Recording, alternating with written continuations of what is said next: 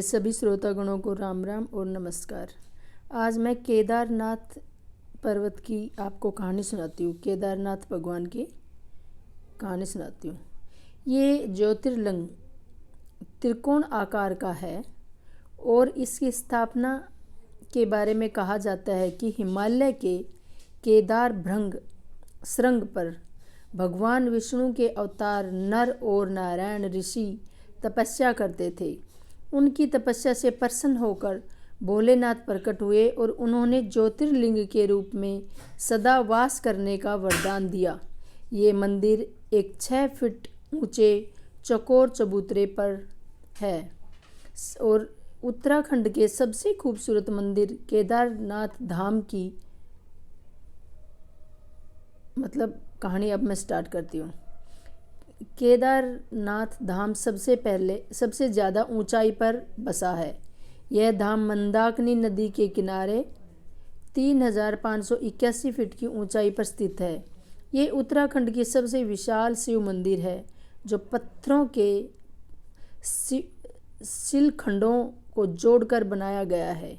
ये ज्योतिर्लिंग त्रिकोण आकार का है और इसकी स्थापना के बारे में कहा जाता है कि हिमालय के केदार श्रृंग पर भगवान विष्णु के अवतार नर और नारायण ऋषि तपस्या करते थे। उनकी तपस्या से प्रसन्न होकर भोलेनाथ प्रकट हुए थे और वो अपने ज्योतिर्लिंग में हमेशा के उसमें वास करने लगे।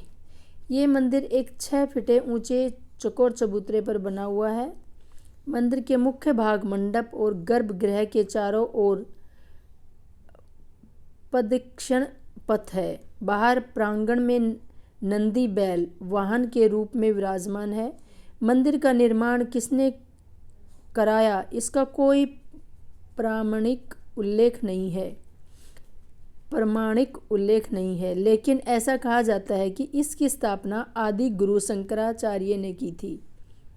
ये मंदिर आपको बता दें कि केदारनाथ पहुंचने के लिए गौरीकुंड से 15 किलोमीटर की पैदल यात्रा करनी पड़ती है। बाबा केदारनाथ का ये धाम कत्यूरी शैली में बना हुआ है।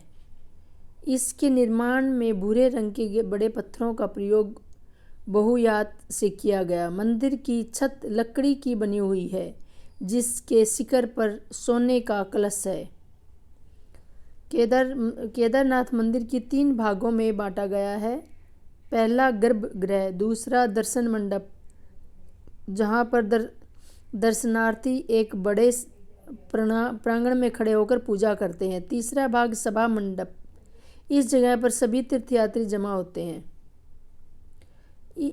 5 मई यानी आज 5 मई से गौरीकुंड के सुबह भगवान की पंचमुखी डोली गौरीकुंड से केदारनाथ धाम प्रस्थान कर चुकी है। इसके बाद 6 मई शुक्रवार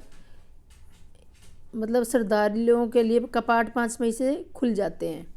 भगवान केदारनाथ के दर्शन के लिए मंदिर केवल 6 महीने ही खुलता है, 6 महीने बंद रहता है।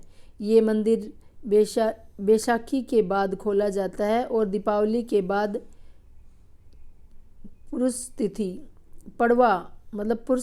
पड़वा को बंद किया जाता है।